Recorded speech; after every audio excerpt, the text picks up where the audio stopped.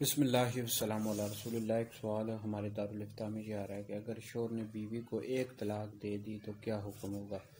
تو یاد رکھیں، اگر شوہر نے بیوی کو ایک طلاق دے دی، مثال کے طور پر شوہر نے بیوی کو بولا میں نے تجھے طلاق دی، تو اب اس صورت میں عورت کی جو عدت ہوتی ہے نا 3 حیض ہوتی ہے، اس دوران شوہر رجوع کر سکتا ہے۔ رجوع کے 2 طریقے ہوتے ہیں، قول سے بھی رجوع ہوتا ہے، فعل سے بھی ہوتا ہے۔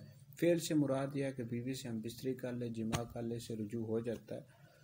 تو بہرحال شوہر اگر عدت کے دوران رجوع کر لیتا ہے تو اس کے پاس صرف 2 طلاقوں کا اختیار باقی رہے گا، یعنی بعد میں اگر وہ 2 طلاقیں دے دیتا ہے، ایک یہ طلاق ہوگی، 2 وہ ہو گئی، تو اس طرح مل کر یہ 3 طلاقیں ہو جائیں گی۔ لیکن اگر شوہر عدت کے دوران رجوع نہیں کرتا تو پھر اس صورت میں حکم یہ ہے کہ اس کو پھر دوبارہ نکاح کرنا پڑے گا 2 گواہوں کی موجودگی میں۔ بہرحال اگر شوہر نے بیوی کو ایک طلاق دے دی تو عدت کے دوران رجوع کر سکتا ہے۔